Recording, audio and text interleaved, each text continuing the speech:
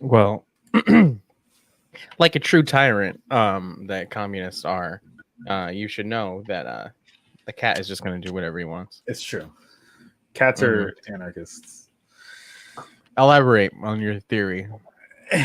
because he clearly doesn't respect authority, but he Mm, also just does what he wants. gotcha. So he's And a king. for all I and as far as I know, he does not shower.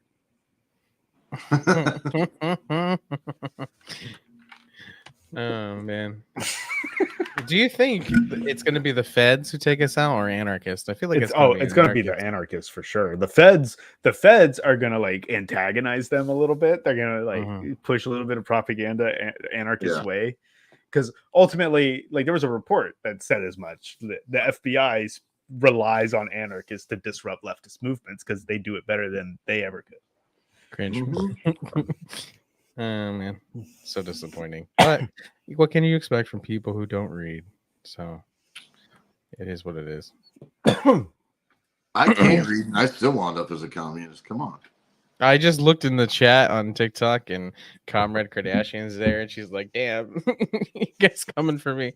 You jumped on mad quick. Okay, I didn't expect you to be there. Just ignore us. Don't pay attention to us.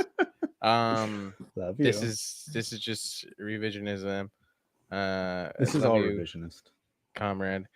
Let's play the intro, even though we've been live. But I just wanted to do that. Let's see how it looks.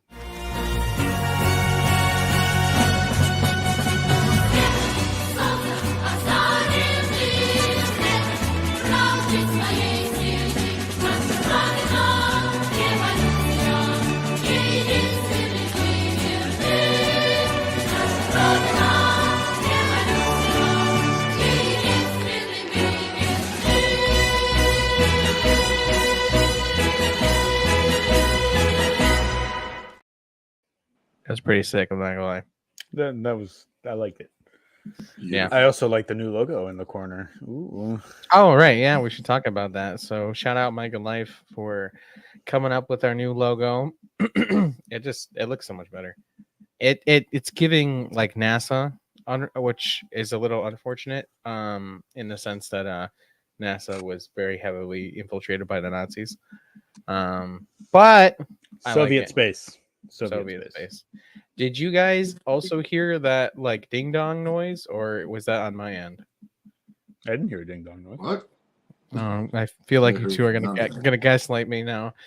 But when I was when I was talking, all of a sudden, oh, maybe it was TikTok live. It just went ding dong, and I was like, all right, just gonna keep moving. Somebody in the comments says, after endless Trump streams, I found my way home. Welcome, comrade. If you join up on YouTube, you can send us comments your way, and we can see it a little bit easier. But anyway, shout out Comrade Cutie Pie, who's not here right now, for coming up with that intro. I think it looks sick as hell. A little less edgy than the one we had used, but I also like that one too. So we could definitely It's a good starter. remake it. Yeah, that could be an outro or something like that. But anywho's, oh man, what's going on in the bleak, dark abyss that we call life and capitalism, guys?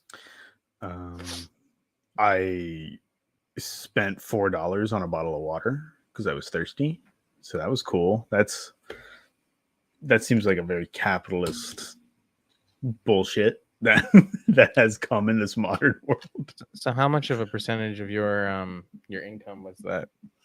So let's see. That was probably a solid 1% of just my. You know what's crazy? I just saw on TikTok, as I was googling, like why did I say googling? As I was looking up videos of what's going on in the Congo, was a video of a woman selling a baby for $1. Oh yeah, I saw that one too. Let's put that in perspective. That one, anyone ever has to be put in a position to sell a child, and two, the fact that you have to pay for water, and three, that your water is valued, quote unquote, more than the life of that child.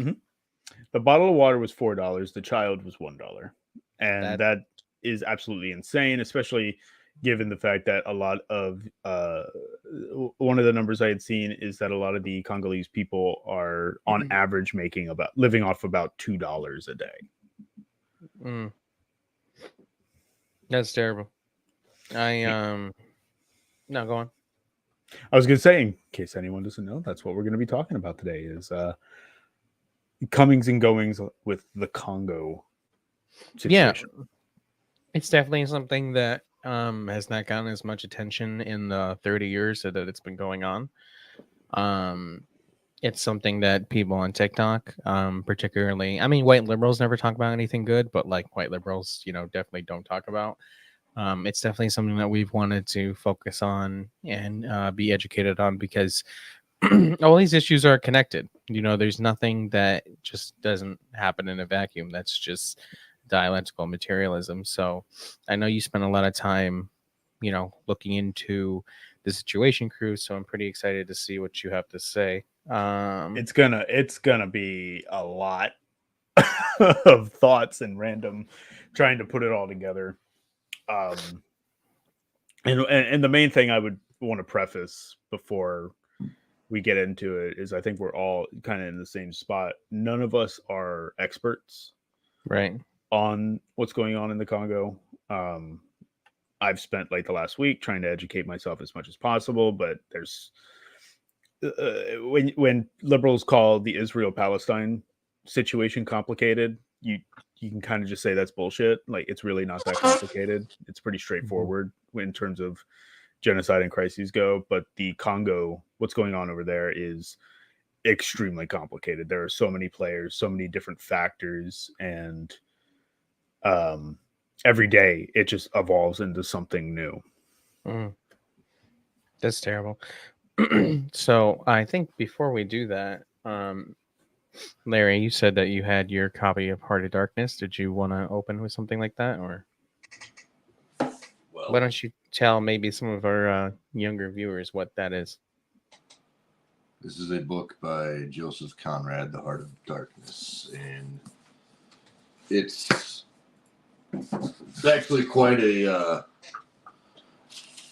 I don't know if you would call it, you would call it Orientalist book, but a trip into the so-called Heart of Darkness, the deepest, darkest Africa, as it's been referred to by Westerners for centuries now.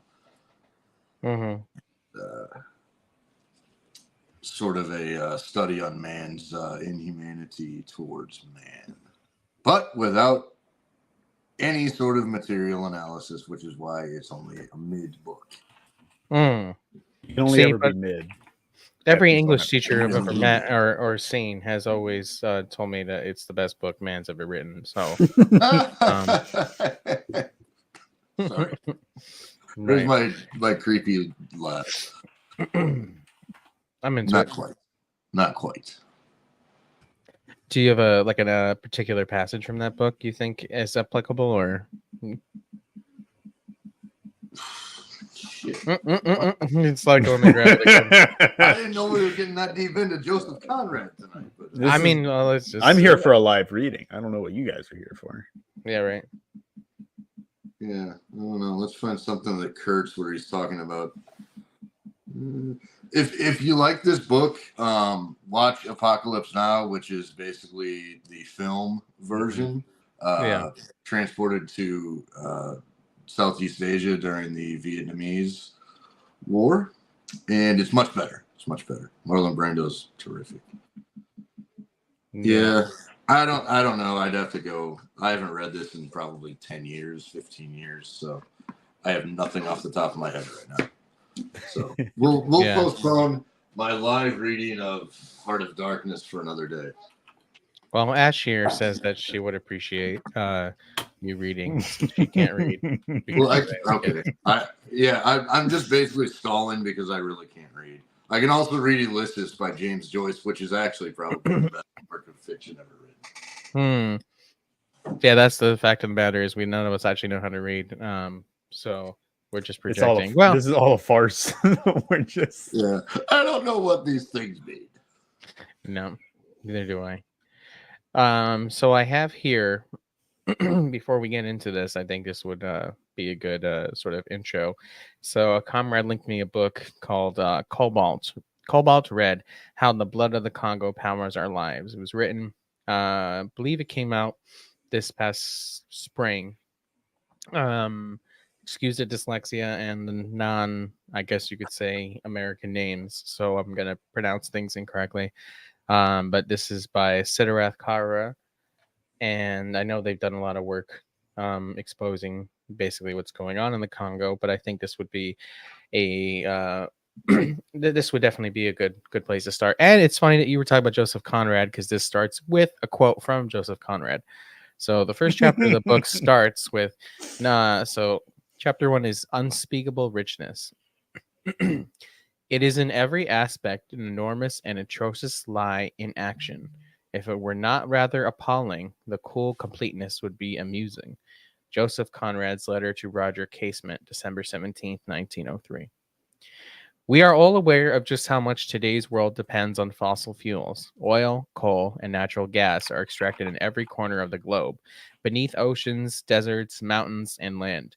Imagine for a moment if almost 3/4 of all fossil fuel beneath the Earth's surface was instead extracted from a single patch of Earth, roughly 400 by 100 kilometers in size. Imagine that within this patch of Earth, approximately half the oil was located in and around a single city, and that deposits were shallow enough for anyone to access with a shovel. This would surely be the most indispensable city in the world. Massive drilling companies would flock to it to stake their claims on the riches. So too would local populations for miles around. Violence would erupt to secure control of valuable territory. Preservation of the environment would become an afterthought. Regional governments would be married by corruption. Profits would be asymmetrically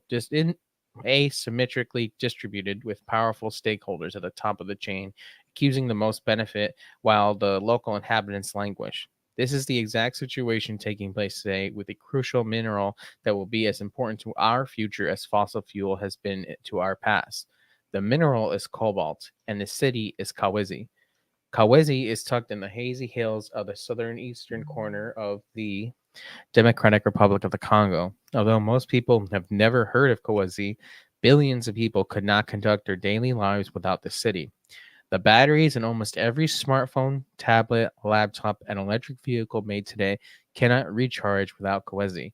The cobalt found in the dirt provides maximum stability and energy density to rechargeable batteries, allowing them to hold more charge and operate safely for longer periods.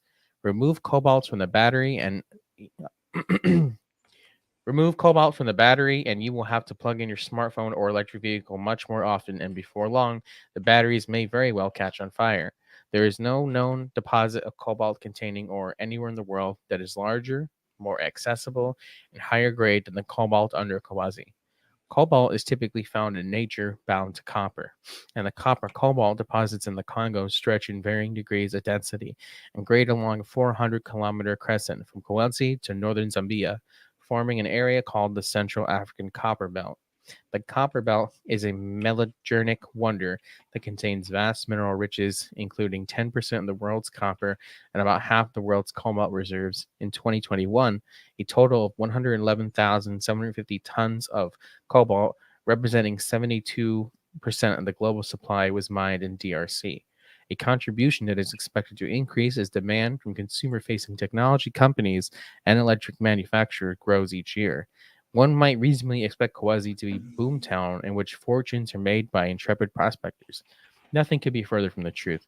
Kawezi, like the rest of the Congolese copper belt, is a land scarred by the mad scramble to feed cobalt up the chain in the hands of consumers across the globe. The scale of destruction is enormous, and the magnitude of suffering is incalculable. Kawezi is the new heart of darkness, a tormented heir to those Congolese atrocities that came before: colonizations, wars, and the generations of slavery. So I think before we continue anything else, I think with that description, it would behoove us to look at this TikTok in particular before we even say anything else, because like the author just said, it sounds like it would be a boom town, where the local populace would be able to, make their fortune. But as we're going to see right now, that is not the case. Monitored mines in the DRC. It's crawling with children, working like modern-day slaves. A 12-hour-long day of punishing work may earn them the equivalent of £1. Although one of the poorest countries on earth, DRC is rich in minerals. But a history of brutal colonial exploitation looks like being repeated now in 2017. Much of it's mined by hand with rudimentary tools in harsh, potentially hazardous conditions. And wretched whether or not, the rush is on for a mineral the DRC has in great abundance, cobalt, and it's fast becoming more precious than gold. It's a critical ingredient in lithium-ion batteries which power smartphones and laptops. An army of children are at the heart of the mining production. Wearing no shoes and in the most wretched conditions, Dawson is ordered to retrieve the sack he's forgotten. So I'm gonna stop it right there, just because it's a 6-minute video. Yeah, we don't don't need to watch a 6-minute video on our right. on our But stuff. just immediately, I mean, the narrator brought it up, but like there's just children like running around this place that are no older than 6 or 7. I don't want to say working, because this is not work. This is slavery. Yeah. And I do have to criticize the narrator in that sense, where they said that, where it appears as if this cycle is starting again when it never stopped. And that's when you don't have proper material analysis of the world, that's what you don't understand, is that these things just never ended. Just because the African nations or South American nations, whatever, by name no longer are colonies, doesn't mean that colonization and subjugation just didn't change faces. Because now, instead of a government, as you'll get into, Cruz, holding control of these territories, it's corporations. But who backs the corporations, and vice versa? Yeah, ultimately the only thing that's really changed in the Congo is what material or what mineral, what resource it is that becomes the focus. So like for a while it was rubber, and then it was diamonds and uranium, and then now we're at today with cobalt. And that same cycle of slavery and exploitation has been there since 1500s. Like when did like just real long time ago, and it's just never stopped. Hundreds of years. And yeah, like there's no reason other than exploitative practices why the Congo is not one of the richest countries on the planet. Well, that's the thing, right? So one of immediately to dispel the narrative that liberals of all kinds will put forth is that these countries are poor, these countries don't have anything, people are destitute. Human beings naturally, animals don't live in environments that they are unsuited for them. Even in a tundra, which may appear barren, may have resources for another kind of animal. I don't know, like a sea lion, right? So human beings don't naturally congregate in areas where they're not going to have food, water, resources. So people by the millions have lived in these places, such as what is now considered the Congo. They're not just like there to hang out. These are people's ancestral lands who've been there for hundreds, if not thousands of years, because it was a net benefit to them. And then when white liberals basically discovered that they could exploit these people and take advantage and destroy their societies and civilizations, well, we can just keep them there to keep mining for us. But this is directly a pipeline as to how Western countries are made rich. Well, it's not just Western countries, we'll get into that, but how capitalist countries are made rich purely from the extraction of resources from other countries. Yeah, and it goes back. It's the outline of imperialism, and you go back to Joseph Conrad's day in the late 19th, early 20th century. The antagonist of the book was Kurt, who was an ivory trader. So in that day, it was not cobalt and copper so much, although those things were still being mined. But the imperialist extraction looked like ivory trade. Mm-hmm. So this has always been since the productive forces in Europe developed in such a way that they could colonize the world, and then their system demanded that it exists off of such exploitation that they behave this way. This has been the fate of all of the nations around the world that are unable to fend off these colonizing people, and basically nobody has. So the capitalism is the global system now. There's people that live in socialist nations. There's people that within nations that are still living on hunter-gathering societies, but they're basically almost nil. This has been at least for a century, the reality of the world is just extraction for the purpose of commodification. And it's just at the heart of all of the problems that we have today across society, everyone in the world. Yeah, exactly. This is how the world is kept unstable. This is why you hear things, why is the Middle East always at war? Why do so many people leave South America? Why is Africa underdeveloped? And it's all literally the same thing. In this case, in the Congo is one of the most extreme, if not the most extreme example of this resource extracting. That once again is not getting enough attention, and I hope we can add to the voices who are being silenced right now. So that being said, Cruz, is there anything in particular, any place you want to start? Or so that's kind of the toughest thing that I've been thinking about, like the last week that I've been kind of researching about the Congo, and it's more so like where to really start, because this particular conflict, the silent genocide, the cobalt extraction and copper mining are really only just like part of it. There's also a lot of territorial claims. There's a lot of bad blood between specifically the Hutu and the Tutsi people, and for expanded further, the DRC and Rwanda. There's the Chinese corporations and the deals they have that have influenced the cobalt trade. And then, of course, Western powers that are trying to curb the influence of Marxism and China's power overall, that are just keeping this region as unstable as possible.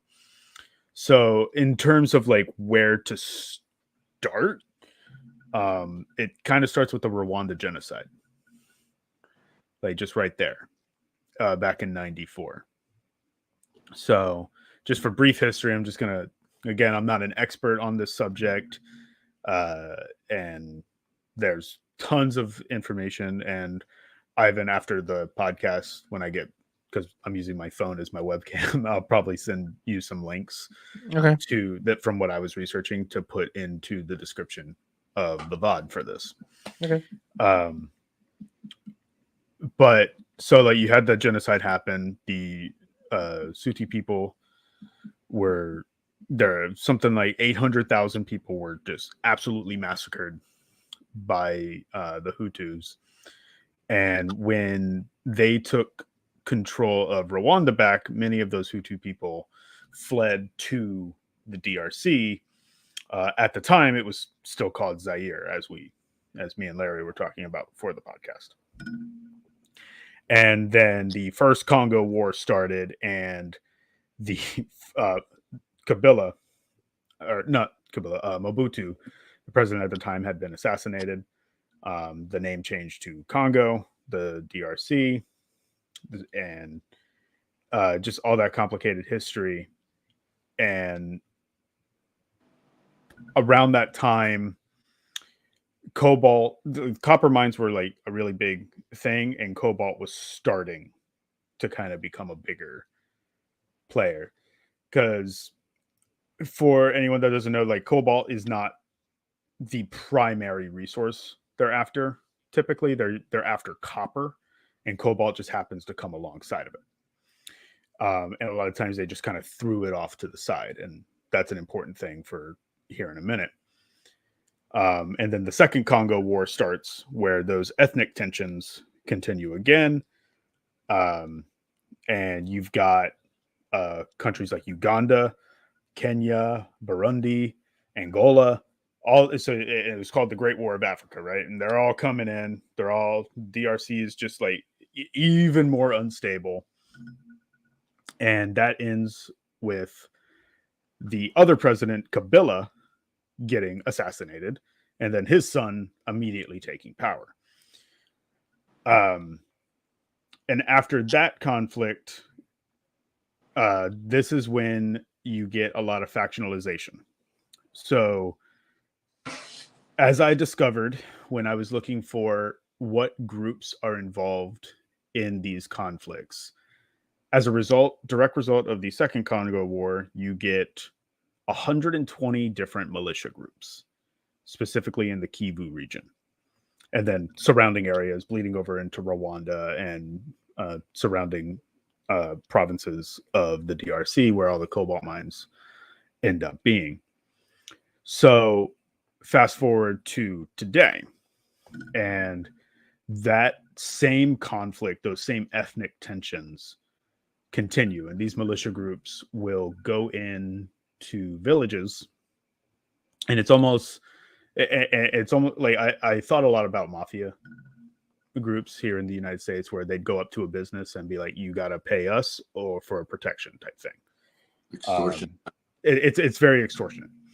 And those groups will demand resources from the local villages, so food, water, shelter, and if they don't get it, and it's not any particular group, it's just a bunch of different groups, there's a lot of different people, they'll just slaughter them, mass rapes, and that has since evolved to because of the copper trade and the cobalt trade, that has evolved to demanding cobalt from these villages. And when these corporations, at first, like the US had a corporation, they eventually sold it to China. The Europeans had a couple of their own mines. They also sold them to China, and now they love to blame China for controlling all the cobalt mines. 15 out of 19, they're like, oh, how do you own all that many? And it's like, well, you guys kind of sold them to them. So, like, what the fuck do you think was going to happen? But the cobalt, because it's not the primary thing of these copper mines, gets dumped off to the side. And what happens is these villagers and then people from all over the Congo move to these areas. And as we talked at the beginning, I can't remember the name of the city. You said it earlier, Ivan. You're muted. Help me out here. I can't remember the name of the city. It started with a K. Sorry, Kawazi. Yeah. So a lot of people will go there because it should be this like hub, kind of like the gold rush, right? It built these cities off of this resource, and it should have done the same thing. But because these militia groups and individual corporations from China and Europe kind of control all of it, a lot of that money gets siphoned out. And the militia groups then take advantage of the hardening conditions. They also, because of their demand for like food and resources and stuff like that, one of the side effects of the cobalt mining is there's a lot of dust that comes out, and it covers the crops. So a lot of crops don't develop very deep roots. They don't grow a lot of food. And as a result, 80% of the food in the Congo is imported. and then that food is siphoned through to the militia groups, who then control it, but they demand that the villagers give them money, so they have to go mine for cobalt. They take that cobalt and they're digging it out by hand. So it's just this never-ending cycle of what's going on, and almost no country is working to help out. The US, UK, France, and our favorite country recently, Israel, are actively contributing and helping to maintain that instability. The closest thing to help would be China, and that's just because they're working on deals with the Congolese government to not necessarily improve conditions, but to make better deals and build infrastructure. Like that's kind of the best. But China is also, in a way, at fault. For sure. I think that was a big tangent, and I was just kind of saying. No, yeah, you did great. You did great on a crazy, complicated topic. I'm like, that is such an extremely simplified version of what's going on, and if I got anything wrong, I apologize. No, I think you did perfectly fine. But one thing I wanted to emphasize what you just said at the end there is that no nation is really like doing anything about it. This is the problem with capitalism. This is the problem with the political and economic establishment that we have. It doesn't matter. I mean, clearly with the genocide happening in Gaza, as doesn't matter if you have, AOC, it doesn't matter if you have Bernie, it doesn't matter if you have any of these cool progressives or whatever. But as soon as it comes to capital resource extraction, those same people who are, supposed to be hip with the younger generations or whatever, they're going to completely back the political establishment every single time. Unless you have somebody explicitly advocating, not just advocating, but their actions to remove power from the national bourgeois, you're never going to have a change.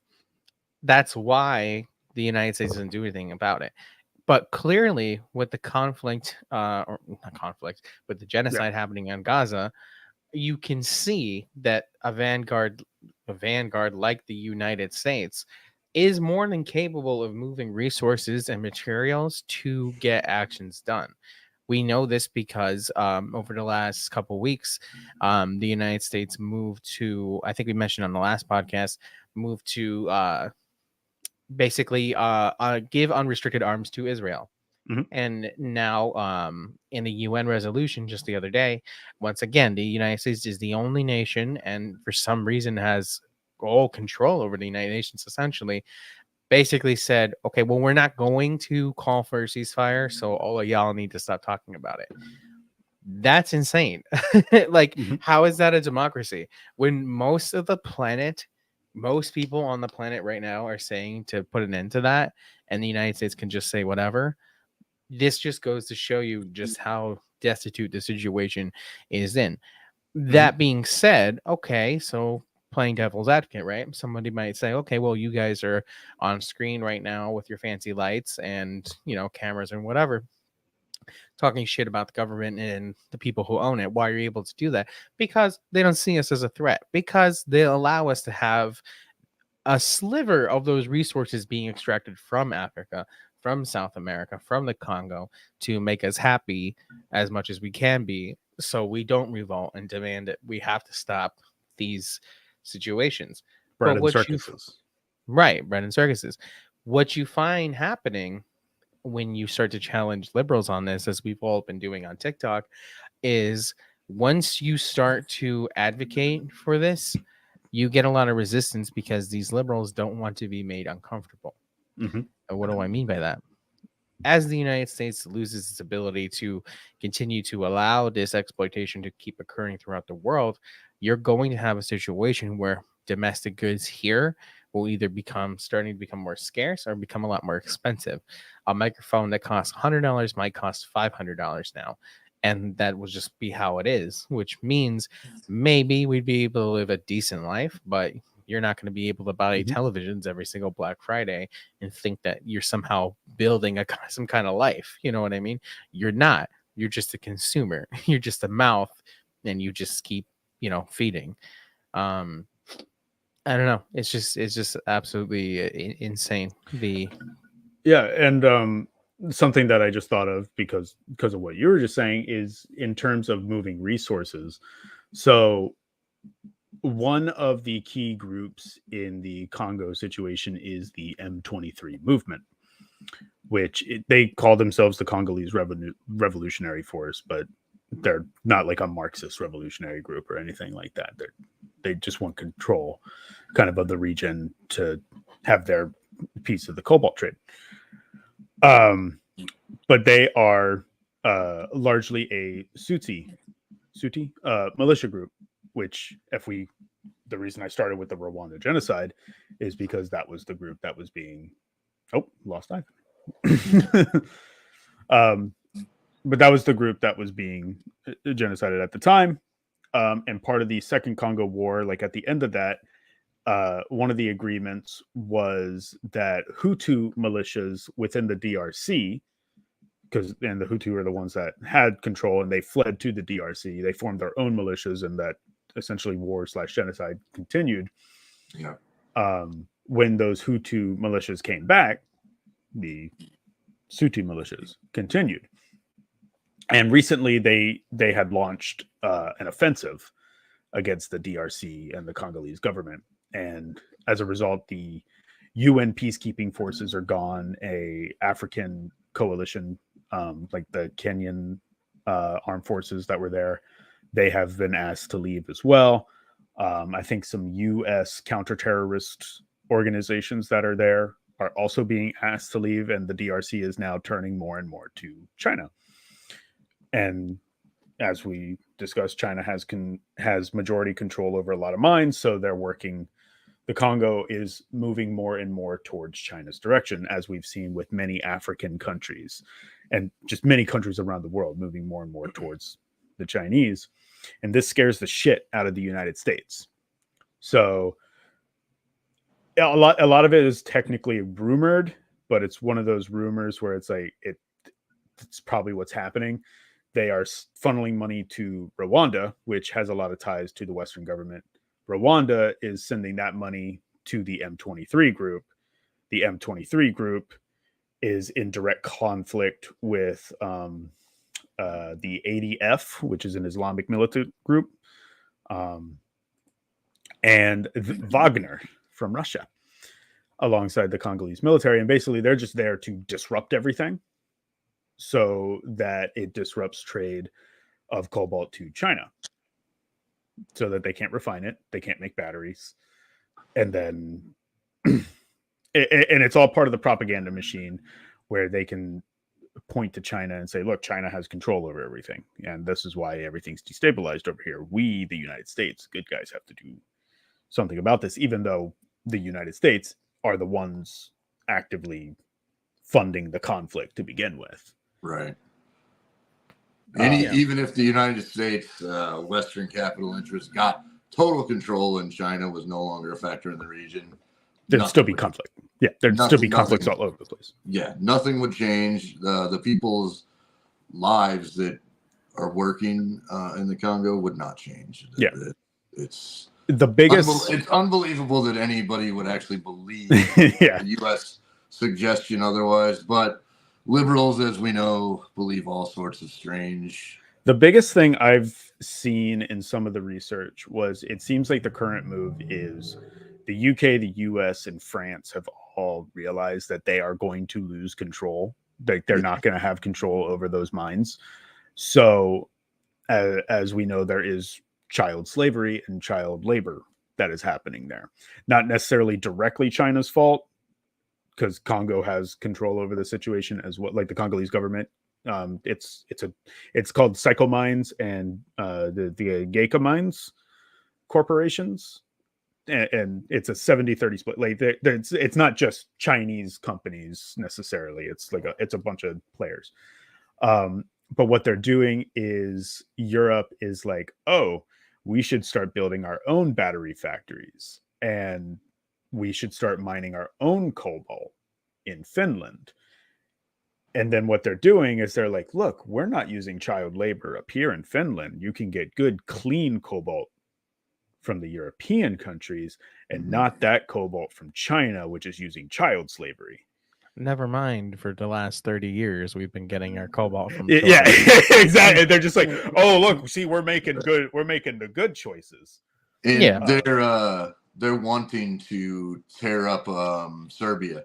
Serbia also has I could not remember the other country that was doing it. Yeah, Serbia has a lot of mineral resources that they just currently the Serbian government is like, you're going to have to come to the bargaining table on this, because Serbia is pretty, thank God, antagonistic to the West and NATO. So yeah, and by the way, this is the same reason that all of the mineral resources that are available in the DPRK is the reason that they're so heavily propagandized against, and why Cuba maybe so much isn't, because the DPRK, literally, I've seen reports where it's 10 trillion worth of mineral resources sitting in the DPRK, 10 trillion. And these are Western estimates. This is not the DPRK's official line. So when you hear Western propaganda against, doesn't have to be a socialist nation. If it's against, they're telling you, oh, these people in the Congo are crazy. They don't know how to do anything. The West needs to come in and run things. Well, we couldn't do that. It was still a mess. Now the Chinese are here, and look, it's a mess. They're savages and all this. Oh, look, the Chinese are here, and it's even more of a mess. We have to save them. It's always everything you read, everything you take in is done from the perspective of the ruling class, and we need to recognize that, because we can't get anywhere until we start to recognize that. And on top of that, when it comes to ruling class, like something to pay attention to, because a lot's going to happen in the Congo within the next week, because they are having a presidential election next Wednesday. And because UN peacekeeping forces, like the East African Commission, like all these different groups have been kicked out, and no one trusts. I think there's 26 candidates, but like 3 of them are like actually viable. One's the current president, who's of course turning more and more towards China. He was kind of pro US for a little bit, but then he's like, okay, you know what, China's better. So a lot of people think he's either going to lose the election somehow via like rigging, or there's going to be some kind of event. No matter what the result of the election is, you can bet there will be some violence, extreme destabilization, and it's highly suspected that there will be a direct war between Rwanda and the DRC, which would make it the third Congo War. Yeah, which is why I brought up the other two. Yeah, and I think this goes back to the events earlier this year with Niger trying to kick out the French and the Americans and to secure their own national interest. Again, all these things they're connected. And while the Congo, you could argue, would be more extreme than what's been going on in Niger, this is not oppression Olympics. They're still valid for trying to liberate themselves. But this is why, because people are born in these societies where there is no hope. It's just, speaking for the Congo, I read somewhere where people were saying that people are born there and all they do, I mean, you saw it in the beginning. Your children, like, not working, they're slaves in these mines. That's all they do. That's all they'll ever do. And then they die in the mines, and then that's it. Like, you don't know how to read, you don't know how to do anything else but try to survive. And some of the way they die is brutal too. Like people get crushed. Drowning is common because they'll dig into the ground and water will just flood the cave, and then they can't get out.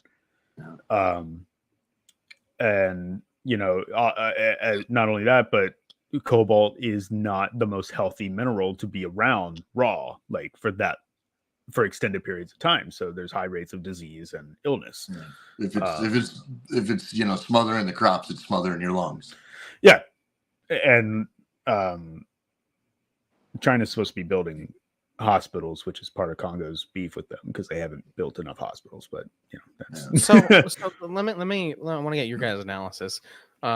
So what is the main difference here between Western capitalists having stakes in these mines versus China having stakes in these mines? What is, in your guys' opinion analysis, what is the main difference for the liberals on the wall? Larry, do you want to go first? Sure. Effectively, on the ground, for the people of the DRC, very little difference. Mm-hmm. Agreed. Very little difference. The difference being for the people of China is that the companies that are Chinese owned are state owned, and it does benefit the working class of China in a way that it does not benefit the working class of capitalist nations. Mm-hmm. But yes, I mean, this, despite, China being a communist party led nation, they do engage in capitalism still. Mm-hmm. This is market, market socialism, whatever you want to call it. It's when when we're taking our, partisan hats off and putting on a Marxist lens hat. Yes, this is still capital extraction. This is not imperialism, because the Chinese Communist Party is not specifically doing this to endlessly extract resources to just perpetuate their system. Mm-hmm. They're doing it because they have no choice but to operate this way in this world right now, because if they weren't doing it, the Americans would be doing it, and they'd be doing it worse. So one of the things is, like, think about deals that, like, the United States makes versus what China makes. Yes. So, like, when the United States makes a deal, it's pure exploitation. Like, there's almost nothing in it for the other country, and they're trying to, like, trick them almost. Whereas if you look at the Psycho Mines agreement between Kabila and Zhu Jintao, who's like the guy before Xi Jinping, back in 2008, it specifically is China coming up and saying, hey, we would like cobalt because we need it for the growing tech industry, and the tech boom was about to happen. And in exchange, we will build infrastructure. We'll build roads, we'll build hospitals, schools, and things like that. And they're actually going through renegotiations right now because the Congo doesn't feel like they're getting their fair share. And to Larry's point, they're not, because it is still capitalist corporations that are there doing the extraction. So it's up to the Chinese government they can't really control exactly what happens in the Congo and how it operates, but they can control what their corporations do and how they operate. Right. And then not only that, but when it comes to loans and debts, when the US has loans, they charge ridiculous interest rates and basically economically enslave another country. And China has already forgiven several of the loans that they gave to the DRC in the first place. So as far as China's concerned, it is meant to be a win-win situation. Even if that win-win situation was poorly negotiated the first time, that's at least the intent behind it. Whereas the US is meant to be parasitic in nature. Right. And we gotta say what you gotta say, and we got an interesting comment I want to bring up, but you first. Okay. And I would also like to add to that China inherited this situation that they were able to get into these deals and offer better terms than the West does. That's why countries want to trade with China, because they offer better terms, right? even if it is still exploitation and extraction. We have to talk about these people are born into hopeless situations. Why is that? When there is hope, like people like Lumumba, or, well, in the case of Chile, on a different continent, Allende or Sankara, when you have people and movements that could make a difference in the people's material conditions there, what happens? Mm-hmm. That was kind of crazy. I was like, I wish I had done it too, because that would have been cool. Yeah, so, exactly. Anyway, No. so we can't just lay all of this on China. They inherited a deal in a material situation that was not of their making. So, like, sure, the other thing, I had mentioned it to you, Larry, beforehand. Just one last, and then what you're going to say, Ivan. The original deal that was made between China and the Congo came as well before the Belt and Road Initiative was even a thing. Correct. So it was just like a completely different philosophy on how they were doing it, and that's why they had need to renegotiate now in the first place as well. So for sure. I mean, got an interesting comment here. I don't know if the user is still in the chat, but Alex, is the America doing worse really that great a defense though? It feels like watching revisionist USSR. Like, can we as communists not do better, even within a world with only 5 socialist nations? So let me cook for you for a second. Go for it. Well, like Larry just said, this is a situation that the Chinese government is inherit. This is a world that the Chinese government and its people inherit, that they are unable to basically stop the situation, because if the Chinese had the military capacity, which they don't, to just show up in the Congo or any oppressed nation and say, okay, we're going to come to the defense of these people, it is the Third World War. This is something that conventionally Americans do not understand. They cannot conceptualize the horrors that a world war actually entails, especially with today's, don't even talk about nuclear technology. Conventional weaponry, chemical weaponry, biological weaponry would be the devastation of millions, if not, I could easily see a Third World War reaching 1 billion dead. Billions easily. Just in sheer firepower. And then the war furthermore, from the complete destabilization of everything, because you can't lose 1 billion people and the world just continues to operate. Right. Exactly. I mean, shit, we lost 1 million people in the United States, and we see the effects. We're still struggling everywhere. I see it I'm in the medical field. I see it every single fucking day. It's terrible. Okay, so on the other hand, it's not a defense. This is an explanation as to why, in our opinion, the Chinese government would participate in this kind of situation. You have to look at it in a sense, and I'm not even saying it makes it right. I'm not. If we could do it a different way, then I would highly be like, yes, you should do it that way. But I'm not a political expert. I'm not in the Chinese government. I cannot tell you what their material conditions are calling for. The world, unfortunately, is not utopian. Communism is not utopian. Sacrifice has to be made, and that does not make it okay. All right. What else did you say? At minimum, it'd be another Cold War that's more violent than the last. No, at minimum, yeah, exactly. Yeah. At minimum, it would be more and more proxies all around the world. But in the event that we are seeing, right, we are seeing proxies all over the world. So like that comment is exactly what's happening right now. There is a Cold War between the United States, China, Russia, and probably throw Iran in there too. Yeah, for sure. It's just those are the 4 main players in the current global conflicts, and they're fighting. There's the DRC, we got Israel, Palestine, we got the Ukraine conflict. There's stuff happening in Pakistan. The Taiwan situation is brewing.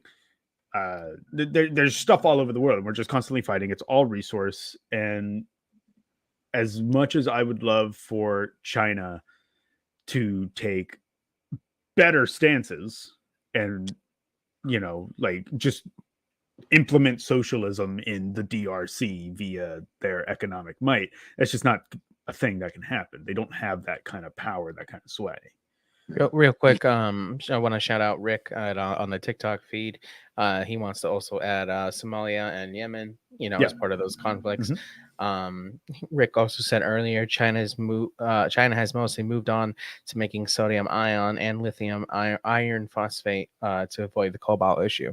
So that's just more, more contributions into, trying to actually do real harm reduction and not liberal harm reduction. It's not like China is unaware of what's going on. Like, they get the reports, they see what's going on, and guaranteed they're just like you said, they're just sitting there like, how do we make that not happen? Yeah, exactly. Alex says, thanks, because I've only been a Marxist for a few years, haven't gotten too informed on China. It's all good, Habibi. If you haven't subscribed, please subscribe, like, and share with all your other dirty communist friends. Smash that like button. Hit that notification bell. Yeah. Let's also we also recognize that the Cold War has never really ended. It's just it had a cooling period where it was more almost a frozen war, and it thawed. The Cold War already it's still going on. The espionage is maybe not as hot as it was back then, but as far as it goes, and China learned from the experience of the Cold War. They lived through it. They were sort of unfortunately post-Soviet split were sort of on their own sphere, but they learned from trying to outcompete the West in a direct confrontational manner, especially just rising military budgets constantly like the Soviets did, and they've correctly taken the path that we're going to wait you out. And if that's not, I'm not, despite some of the claims, I am not a paid Russian agent nor a paid Chinese agent. I am a bot though. I did get my G-Bucks, so yeah. That's how I bought this microphone. It's a beautiful thing. We love the G-Bucks. It's beautiful. If that's not their plan, it should be. Right. Yeah. Exactly. And it kind of goes back to what I was saying. I'll be China's Kissinger for him. Rest in piss, bozo.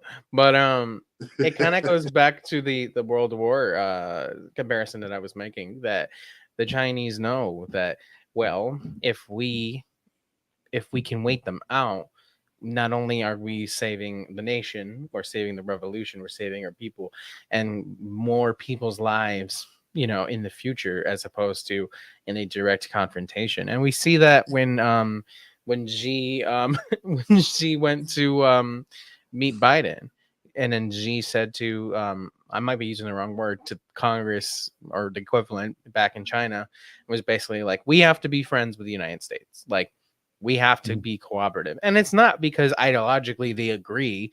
It's because he knows what war means. The Chinese Revolution is so young. How long has it been? Was it 1949 is when the PRC was officially declared. Right. That's crazy, bro. I have patients that are older than that. Like, you know what I mean? Like that's insane. Like people's grandmas are still alive from that, what it was like. Okay. Yeah, my dad was born the same year. He's okay. The same age. You know what's wild? So we talk about how young Israel is, right? That was 1948. That's still a year older than the Chinese Revolution. Exactly. Or like the success of the Chinese Revolution, as you say. Because the revolution started obviously like way before that. But almost 50 years before that, yeah. Yeah, but like as a country, it's still a year younger than even Israel, which is basically an infant. Right. That's crazy. So I guess, sort of moving on closer to wrapping up a little bit. One thing I want to address, I want to make it clear that, this is a situation that we're going to keep up with and explore more. Yeah, it needs to be talked about. We need to not be silent on it. I know as communists or as anyone who, not even if you're a communist, you know, if you're just a political activist, which you should be a communist, but it's hard. It's hard to keep up with things going on in the world, and it can be really demoralizing. But, you know, even if you feel like your little TikToks don't get a lot of views or whatever, listen, man, it's something, and it's been effective. That also being said, okay, so we're a bunch of dirty commies using computers and phones and stuff. So does this make us hypocrites? No. And not to meme too hard, but we live in society. We live in the imperial core where we are more privileged than other people. And that privilege allows us to afford the opportunity to use these devices, which, yes, they are made from exploitation, but so is everything that we use in society, right down from your glasses to the gas that goes into the mail truck that delivers your Amazon package, to the grocery store, and, you know, in your local town, to your mom and pop, you know, cafe. There is no way to avoid it. There is no ethical consumption. That doesn't mean that you shouldn't be aware of the fact of where the tools that you use come from. So yes, we are using these things, but, and I've said this before in the podcast, why would we not use our tools to speak out against these atrocities? Going back to what I said earlier, how the establishment doesn't see us as a threat, so they'll allow us to continue to do stuff like this. One, because it generates YouTube money, but two, it keeps, you know, if they could keep us in this room bullshitting into a microphone, then we won't actually do anything about the situation. But that is the great folly and the great arrogance of capitalism, is that they don't think that these things matter. But in the short time the Kollectiv has been around, I mean, it's only been, I think, 5 months now, and we passed 500 subscribers like very, very quickly. And it's just growing, and it's growing, and, you know, we will continue to do this kind of stuff. So, my friends, if you are listening to this now or in the future and you are inspired to do something similar with the tools of the empire, do it. Do it. There's no Absolutely. need for you to live in the dirt and make smoke signals to organize. And may I add that it's not all heart of darkness. Mhm. There's always hope. Just look at one of the things that ties Africa, DRC, and the sub-Saharan African nations together with China is we talked about how China is such a young nation. And where were they just a century before their revolution? They were in the position that these sub-Saharan African nations are in. They were utterly impoverished. They were actually, China was the poorest nation on earth until the early 20th century. And they may have been still the poorest by the time they won the revolution. They were incredibly poor. And look at them now. So, I just saw I think they completed 42,000 kilometers of high-speed rail. Yep. Like, so that's the capacity to go from New York to LA in a day and come back to New York and still have time. So that's like the power of the masses, the working masses. What is more impressive about that as well? It took 10 years. Yeah. For them to build that. They can go from Beijing to, I think, Shanghai 4 hours by train, and it runs every 20 minutes. In 10 years, we had Elon Musk fake build a Hyperloop system. And the thought I wanted to add to what you were saying, Ivan, was in regards to, like, are we hypocrites using tech and all this stuff, is socialism isn't about eliminating the tech and the advances of our civilization. It's about eliminating the exploitation present in getting this stuff. I still want people to have these computers and smartphones. I just don't want anyone to suffer. Yeah, exactly. Exactly. We want the people that are out there extracting that cobalt in that nation to have the control over the resources of that nation as they should. I want them to have Simple as comfortable that. lives, living with clean water, plenty of food, medical care, and whatever version of housing that they deem appropriate for themselves. Like however it is they want their society to run, I want them to have full control. Exactly. A couple comments on the TikTok side of things. From Marxist Miguel, China found a way to exploit global capitalism and it's worked great for them so far. Higher home ownership than US. Also invested more in green energy than US and Europe combined. And then Comrade Rick says the US hasn't developed since 2008. Someone else also said the Holy Trinity right here, and I think they're referring to us. So thanks. I don't know how to take that, but anyway, Father, Son, Holy Spirit. Is that how? Yeah. Remember, I don't believe in that anymore. Oh, but right. anyway, you've moved on. Revisionism. Anyway, what was I gonna say? I'm a Tolkienist. I don't know what you're talking about. No, but they're playing the long con. That's what it is. Then they're using the tools that are presented with them in their material reality. And that's what you need to understand as a baby. I don't want to say a baby leftist, as a Marxist, as a baby Marxist, or just for your entire life living in that philosophy. It's based in materialism. It is not based in anything that is idealistic. I know what that sounds like. When I first heard Marxism is materialist, I was very confused. I didn't understand really what that meant.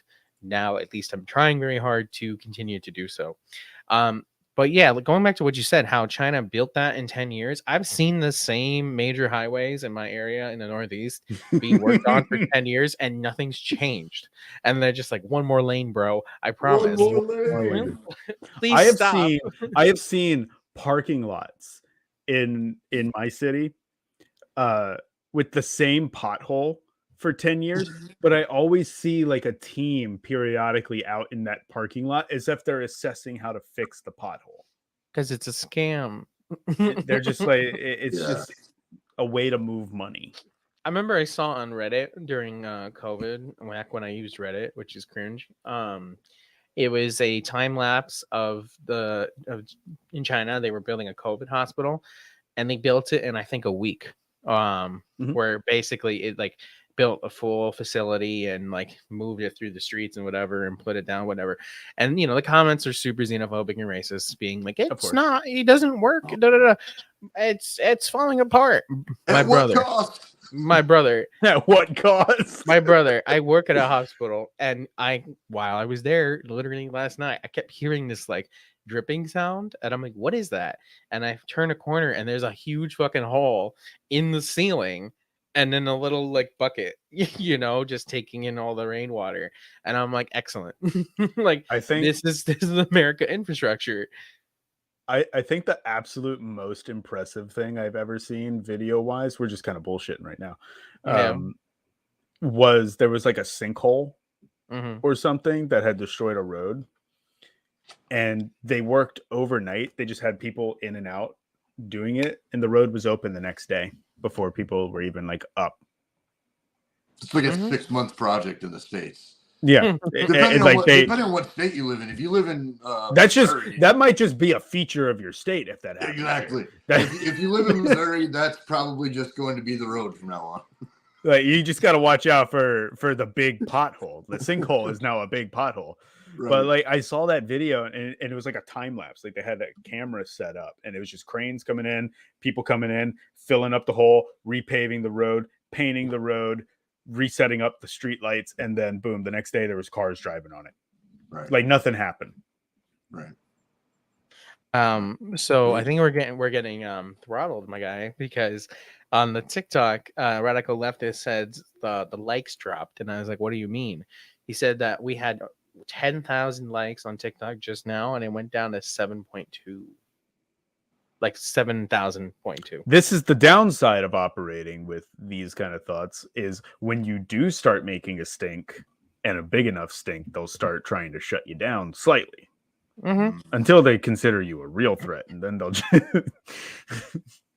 then they'll then you get them the pew pew. Yeah, exactly. That's okay. I long ago made my peace with my eventual showdown with the CIA, right? Or the FBI, whoever. One of the alphabet boards.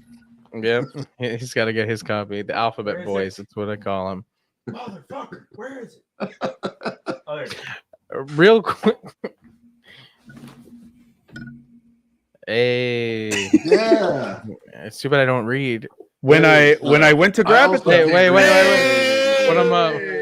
Let's go. We're all suicidal. there is one more book I want to show because it is fitting. Mm-hmm. Bro, I'm dyslexic and it's backwards. I can't read The Congo Diary. Thank you. By Che Guevara. Wow. Because this conflict, the revolutionary spirit, and the oppression that Congo has faced has not stopped. It just keeps going and going and going.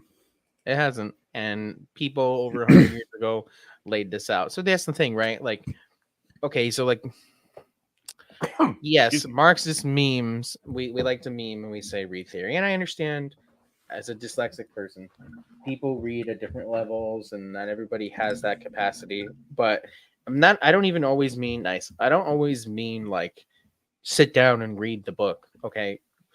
What we mean is to, if you have the capacity and the means to do so, to explore the topics even in these books, because you'll find that a lot of these arguments have been made already more than 100 years ago. And like, I'm not going to sit here and lie and tell you, did I comprehend and read every single page? Oh, it's backwards of this. No, I haven't. Not in one sitting, at least, because I'm a working person, and as someone with dyslexia, it's difficult.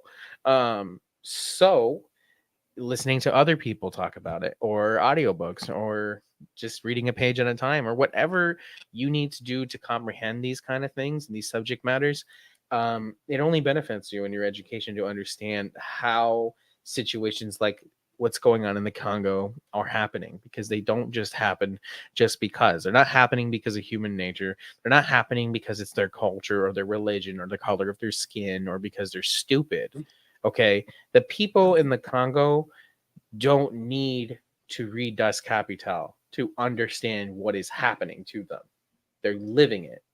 They don't need to read Marx. They got the Marx's capital. They got the Marx of capital all over their body. You just reminded me of something I saw in one, because I watched a bunch of documentaries about it, and you reminded me, there was this one guy in particular, because what they do with the artisanal cobalt people, when they're the ones that just go in, grab it out of the dirt, and they avoid security to not get shot, because that does happen a lot. And they take it to those like militia groups or a third party and say, weigh this and do it. And the guy had taken it and it got weighed, and they said it's 0.9 kilos. And he was like, bullshit. It's way more than that. And they're like, no. And he's like, and what he said was, and it's clear he's not Marxist educated, probably not, so probably never heard those words before. And he's just like, I don't know if it's you, the government, the Chinese, the Americans, I don't know, but one of you's fucking me over. Mm-hmm. And I don't like it. And that right there, that's the spirit. It doesn't matter if he's ever heard those words. It doesn't matter if he's ever engaged with any of these texts. He knows something's wrong. Right. And that's all it takes to start something.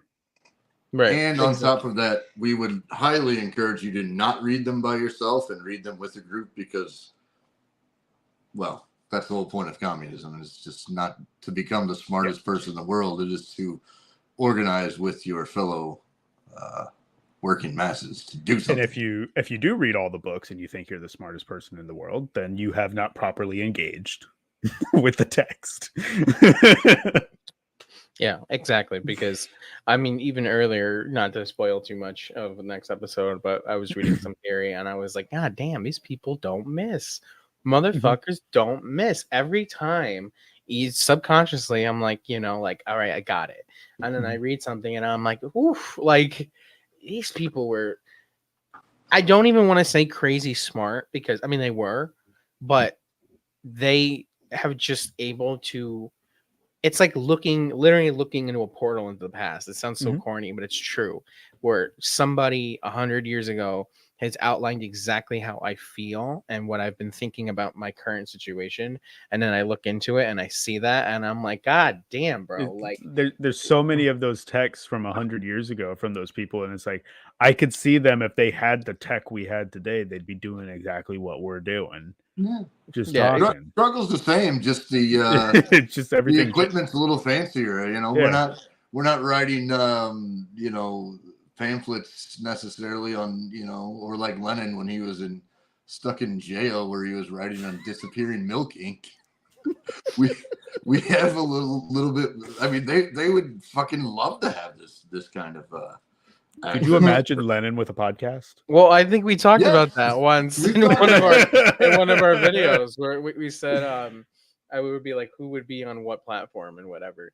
Yeah. I gotta find that, but what was I gonna say? Yeah, exactly. The times have changed, the technology has changed, but overall the conditions have gotten worse, but things haven't objectively changed that much. What was I gonna say? Shoot, I completely lost my train of thought. I was thinking about Marx being on social media. Oh, okay, pamphlets. I mean, yeah, like, you know, that's what they used to use back in the day, but now we have TikToks, and it's essentially the same thing, and it reaches a lot more people. Mhm. And Faster. you know, you guys remember being in social studies classes and studying what's it called, political cartoons. Well, now they're memes. And we make them literally every day on the TikTok, Kollectiv TikTok. It's literally like Some okay, of me those making political cartoons are the same memes we use today. exactly like the Chad, like the soy jack. The Soviet Chads. It's literally the same damn meme. Right, exactly. Or like I was making fun of Haas and the MAGA communists and whatever with that stupid clown thing I posted. Like that in 100 years, not because I'm an intellectual big brain, but could be analyzed because they'll be like, what is the statement they're making here? You know what I mean? I'm calling you a clown. I'm calling you a baby. Like, Yeah. you know what it is? But yeah, what else we got here? Marxist Miguel, militia groups funded by Israel and US have been destabilizing the region from what I've heard. Yeah, so we addressed that earlier in the podcast. If you want to come up or go on the YouTube when this posts later today and rewind a little bit, you'll see it. That we definitely mentioned that. Which again, you know, Israel's in a genocidal apartheid right-wing fascist state, so that's what they do. One little fun fact, since Israel got brought up and with Congo, I didn't even mention the diamonds, which is Israel is one of the largest exporter of diamonds on the planet, and they don't have a single diamond mine. Exactly. And where do they get it from? They get it from Africa. Comes from Africa, and more specifically, the DRC. Yeah. This is one of the things that I actually like. I mean, I should be more conscious in general about what I buy, but that I am very particular about buying when it comes to jewelry is I do not buy real diamonds. I don't do it. I don't believe in it. Even some of the most expensive pieces that I've bought, because I'm a champagne socialist, right, have been artificial from places that are like certified, like this is artificial, is made in a laboratory. Is there still exploitation being done in that case? Yes, but I don't want to wear anything that literally has been like blood soaked in child's blood. Yeah. My rings come from the thrift store. You know what I mean? I paid $2 for them. I don't do that because it's a very real manifestation of exploitation. Computer chips and stuff, I guess, because like I don't build computers, like I don't really have that connection. But when it comes to jewelry in particular, it's something that I'm very, very like, no, I just don't buy it. I just don't do it. There's the difference in use felt like to operate in our society, we have to have a laptop, we have to have a phone, right? I don't need to have a diamond in my, you know, ear or anything like that. So, but again, I think we always, as Marxists, we need to be careful about how, you know, much guilt we feel about individual actions, because we have to understand that it's really not, you know, and I if you buy blood diamonds, fuck you, but Yeah. There's no reason for you to do that. Right. At least with a phone where you're like, okay, I got to talk to people. Yeah. And there's one of our comrades on TikTok, Maya, I want to give her a shout out. She said something in a video I watched a while ago that really stuck with me, and that she prefers to use instead of no ethical consumption under capitalism, there's no ethical production, which yeah, perfect. Shout out to Maya. No, I really like that, because even in this content that we self-produce, there's been exploitation. There's exploitation in the microphones and the computers and the phones. They beat me when I'm not. I go to Larry's house. Kick him out. When Larry when Larry doesn't answer my text messages, like if I send Larry a message in Discord and he doesn't answer, I just send him the meanest shit. They're bullying my cognitive decline that comes with age. They're bullying me. Just gaslight them every day. It's horrible. Larry, you told me you were going to do this, and you said you were going to do it now. So, like, Larry, you said you were going to. I legit wouldn't remember. Fuck. Larry, you said you would give us $600. Oh, this is bordering on elder abuse. I'm gonna have to report myself. It's okay. Oh my goodness gracious! I know we're just kind of memeing at this point, but Cobra Commander says, imagine waiting 4 months for a letter from Lenin that basically says you suck, and then writing a mean rebuttal. Yeah.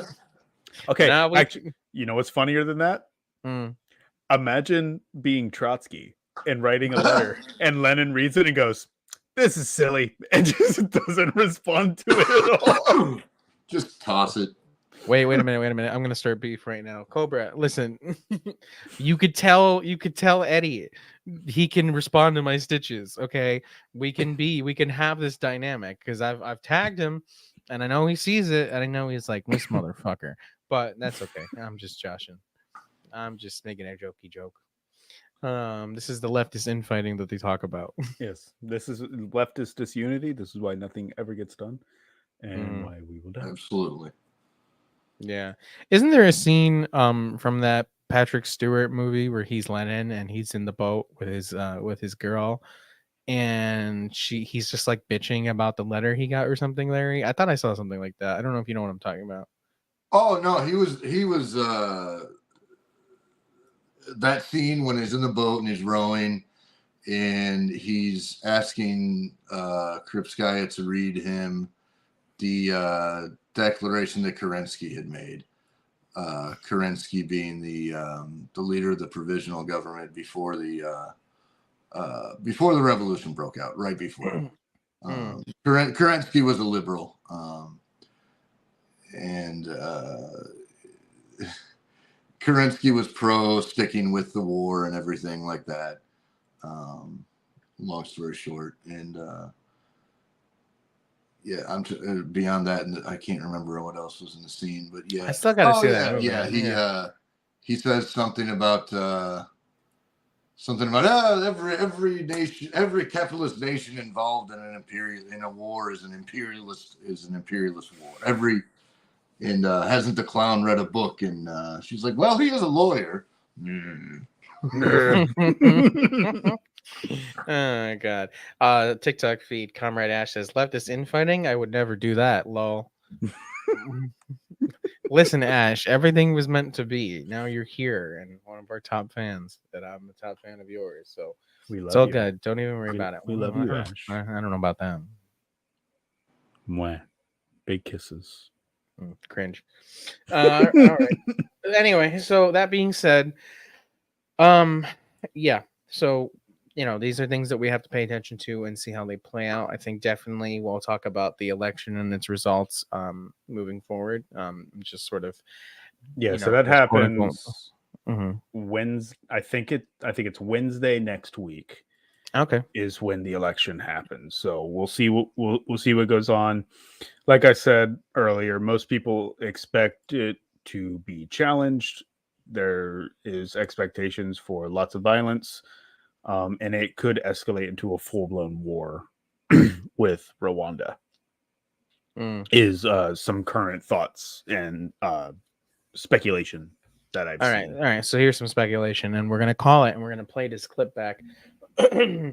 If, and I don't remember his name, but if the incumbent wins again, there's going to be a lot something or other. There's going to be a lot more anti-Chinese propaganda, basically saying China's taking over Africa. We have to save the blacks. Da, da, da, da, da.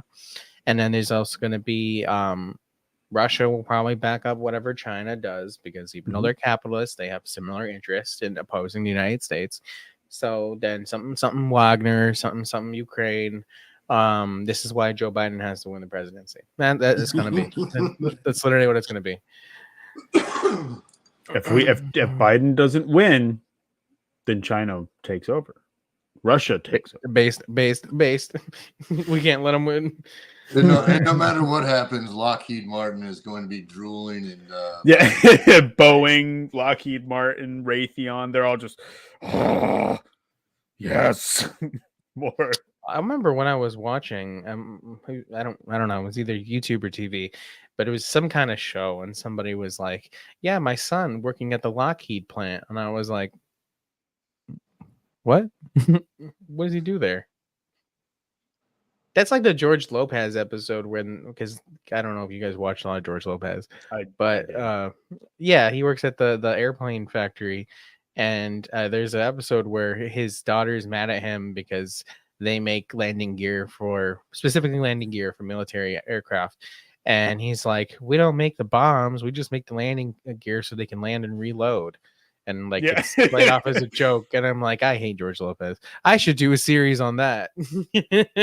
I would watch that because I grew up with George Lopez. That was like the one thing my dad, that was like the closest I got to the Mexican culture, basically, was George Lopez. You know what, man? I think I'm gonna do it because I've been saying I want to do this series about liberal media, and I watched a lot of George Lopez, and I've been doing a lot of Chicano content. So I think that would actually be really interesting because there's a character, Larry.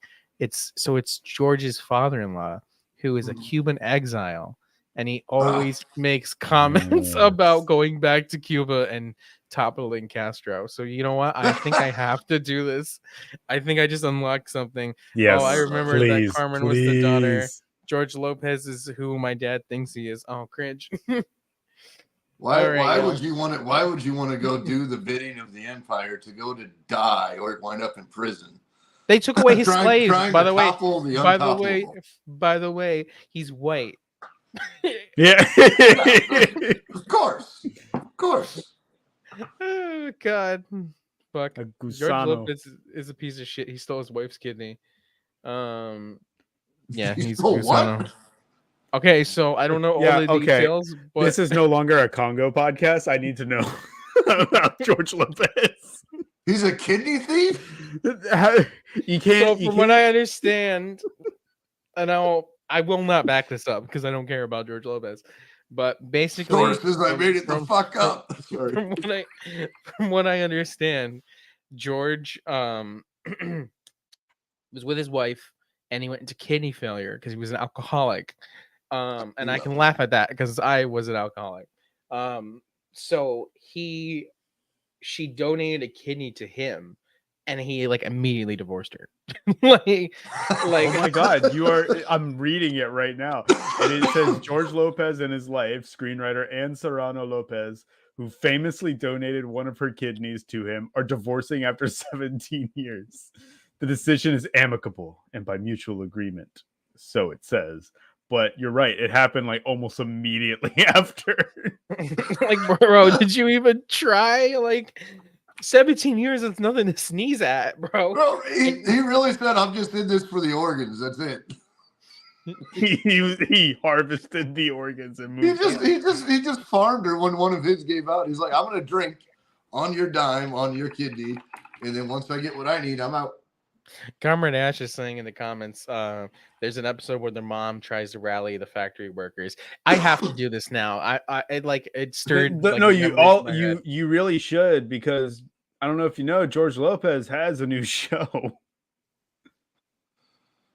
What is it? It's called Lopez versus Lopez. What does that even mean? Is it a sequel?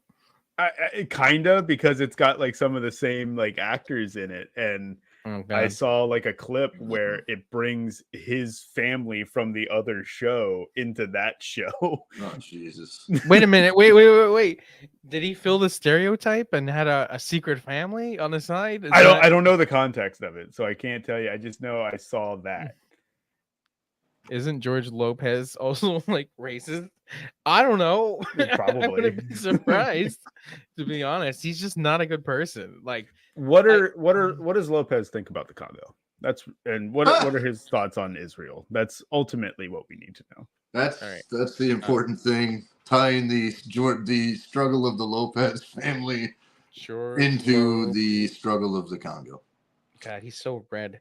George, and that's not a racial thing, it's because he's an alcoholic and all the blood is rushing to his brain.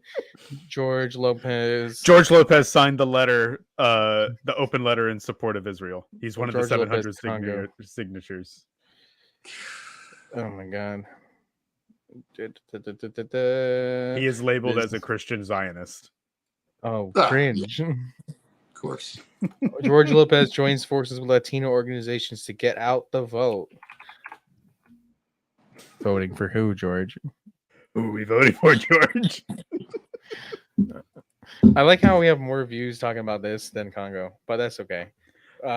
Sometimes you got to throw in a little media and celebrity shit talking, because then people will look at the other stuff we're talking about, which is Congo. You gotta fuck with the algorithm, honestly. That's what it is. Late George Lopez lore hours. No, we got the George Lopez. I didn't know about the kidney thing. That fucks me up. Yeah, bro, it's great because I think about that a lot. Because we've friends with each other, talk about relationship stuff and whatever. And relationships aren't easy, but like, dog, she gave you a kidney, and I'm not saying like, okay, like seriously, like of course, if it's not working, don't stay in bad relationships.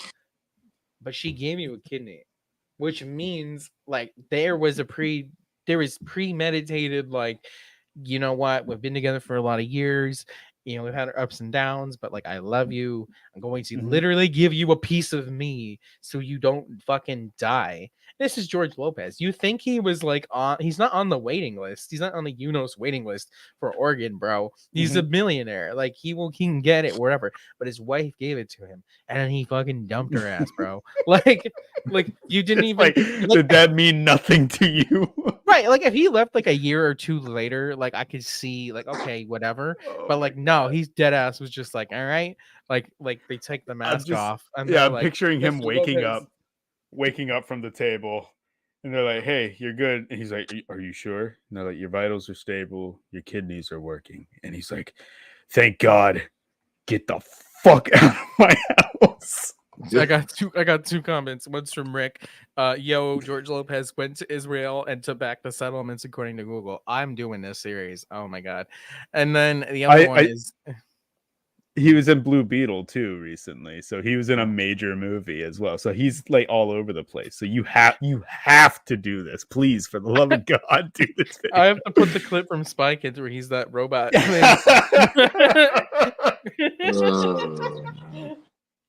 But Comrade Ash says, I wonder if she could prove it and get it back. So here's some law.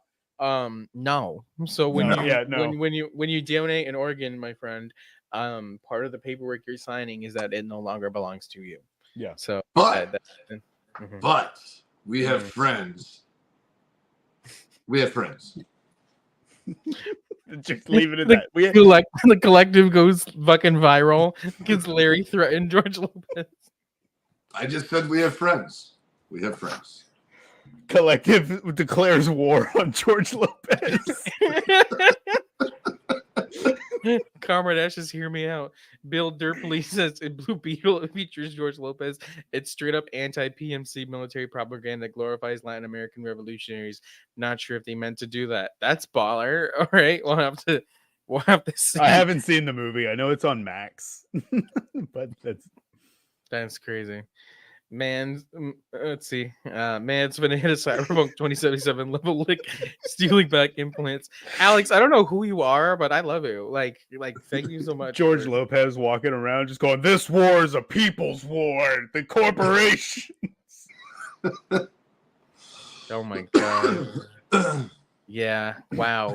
I'm just thinking more and more about that show and like how gosh damn liberal. I do remember distinctly a lot of like anti-Cuban. Yes. I remembered that clearly, and that was, of course, I was a kid when I watched it, and I was like not even remotely communist, but that stuck with me. Where I'm just like, isn't the family Mexican? Why are we talking about Cubans so much? The State Department is just like, you know what? If you want to get on NBC or whatever the channel they were on, if you want to get the contract, just throw in a tiny bit of just a little anti-communism, just a little bit. And I remember too, like it would be stuff like the wife would be like, George, my dad doesn't want me going back to Cuba unless I'm in the fighter planes or something like that. You know, like little comments here and there. Yeah. Or like someone would like wrong the grandfather's name was Vic. I remember that. And I remember like somebody would say something to him and like he'd be mad and he'd be like, something. This is like when Fidel did XYZ. You know, like they would always do that. So God damn. You know what we fucked up now? Because we're at an hour and a half in this podcast, so it's one of our longer ones. But we've been talking about George Lopez for so long, you're gonna straight up have to title the video version Kollectiv Talks Congo and George Lopez. No, I'm not gonna do that. Two completely unrelated. We planned. Maybe I should split it. Just make no. It's got to be one solid stream of thought.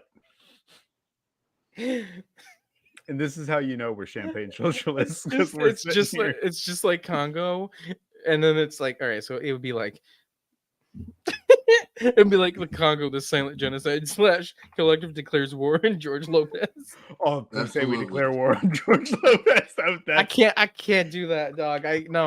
We'll have to make it a separate clip. Think of the algorithm. Yeah. I swear to God, think of the algorithm. There's no ethical production under this shit. There is no. I don't feel good about it, guys. There is no morality in politics. There is only expedience. That's Lenin. The main is a class. What are you talking about? Is that class traitor disabled person from school of the Americas who's lobbying U.S. journalists on behalf of the PMC? Is this Blue Beetle? Yeah. Okay. Yeah. I thought you said about George Lopez. So I was like, what the hell are you talking about, bro? I don't. Oh my God. I don't know how to read this word, Ash. Kerouac. Kerouac. The Kerouac method, but a podcast. Yeah. What is the Kerouac method? Oh shit! Apparently, all right. I'm declaring more war on George Lopez. You know I can't read. Apparently, he was real racist in a show in 2007. It says George Lopez pulls a Kramer. Oh God! All right. Hold on. Let me bring it up. I sent it in the thing. Don't bring it up. It's up. Wait a minute. What is this website, dog? This is like 2008. Yeah, it says. Oh wait, right there, 2007. But George Lopez pulls a Kramer. A new comedy show. George Lopez reportedly uses the Spanish racist term. I'm not saying it because it's YouTube. Directly translated, blank means a black beetle and is extreme derogatory term. Here's what we saw and heard last night. George was going on about text alerts. Then he said we have to send each other texts saying blank and blank alert. Anyway, blank means the N-word in Spanish, but they said the N-word as in the word. Like I mean, no, fuck. Like they're censoring themselves. So George said the N-word on text in Spanish. Some of the Mexicans were making sounds like, whoa, I can't believe he just said that. What do you mean making sounds, bro? Some black people think negro or negrita means N-word in Spanish. So we thought the few black people there wouldn't catch it. He was also like, fuck them, they ain't here tonight. And if you are here, you're a Dominican tonight, damn it. Oh, wow. Like, Jesus. Super cringe. Then he went to promote the racial tensions as if he's instigating in LA. He went on and on about all Mexicans run LA and run the US. He also spoke about how young Mexican boys are dying on the front lines in Iraq, while the whites are in the back partying. Offensive to anyone of any race who has just lost loved ones in Iraq. Yeah. No, I can That's take not a joke, offensive. but That I'm was no actually a longer big- friends with this. But so disappointed. Extremely rare George Lopez W. I have love for the Latinos too. I didn't get a chance to record it, but he sold out at the Nokia Theater all this week before going up into New Year's Day. I can see the comments now. So black people say the N-word themselves all the time, and nobody says anything. 0 likes, 345 comments. I'm not gonna look at the comments because I'm sure they're uncensored. I'm sure it's No. unhinged. No. Wow. Let's not look at comments from Internet 2008. Holy shit. See, I knew he was racist. Yeah. Yeah. Wow. He was really based though about the comment about in Iraq. Yeah, right. Like That's legit. that the context is a little off, but you know, Right. see, this is what I'm saying. You just need to guide these people, with re-education, in the correct direction. But I mean, someone like Jorge Lopez would never. He would never. No. might be a little too far gone for George. Let's not work on Mr. Lopez. Let him enjoy his wife's fucking kidney and go off to the sunset. And he still drinks too. So like, Of course he does. It's just like, what the fuck, bro? Like, Of course, it's not his kidney. Why the fuck wouldn't you? I gotta do like a bit or something. He knows he can get another.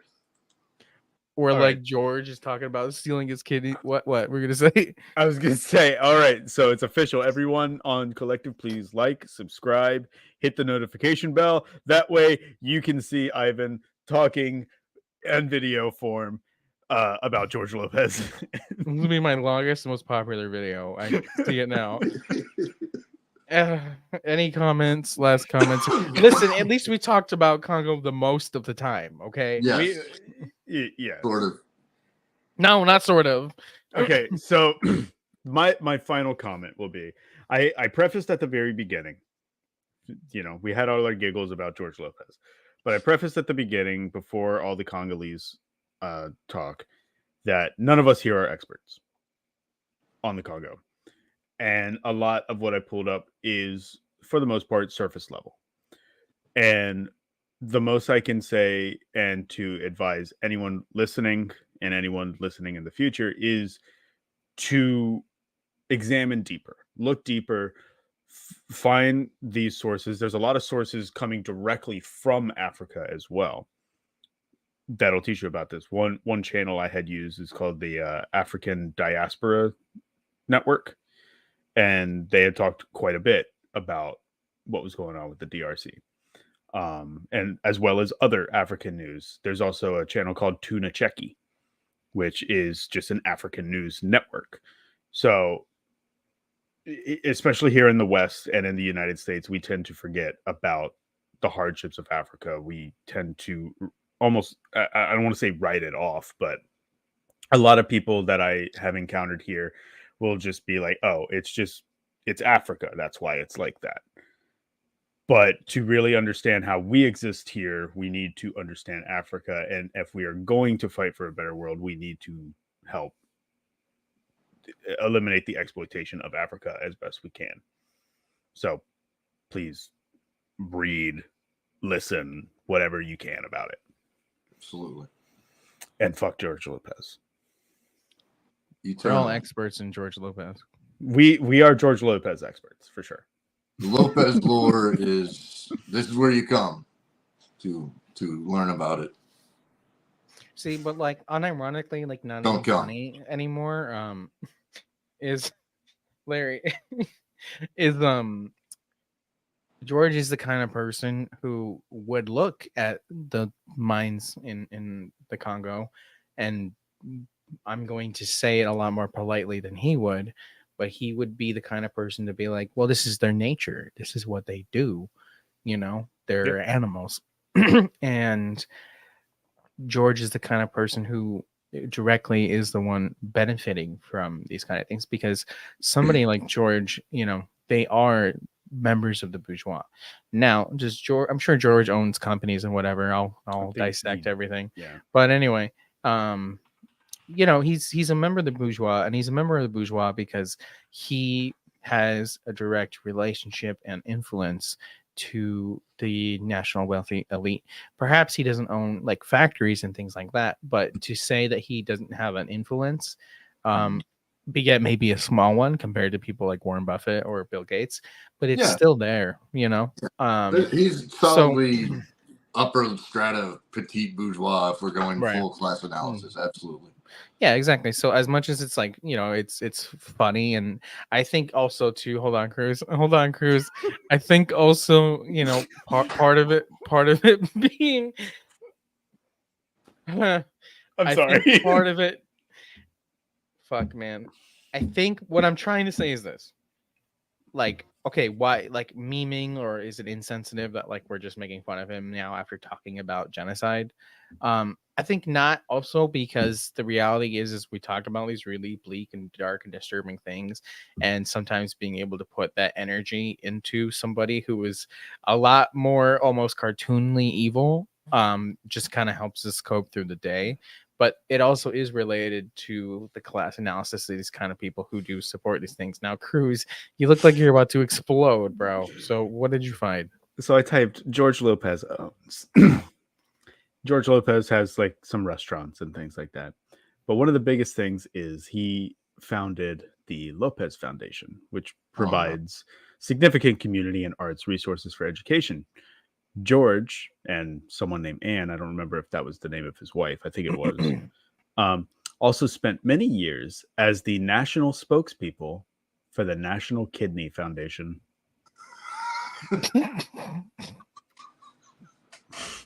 Bro, what?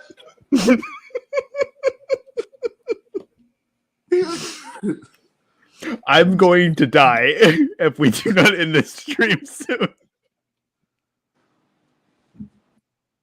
I think we are going to follow up this episode with an investigation into the kidney cartel run by Lopez. Clearly, it is bourgeois interests.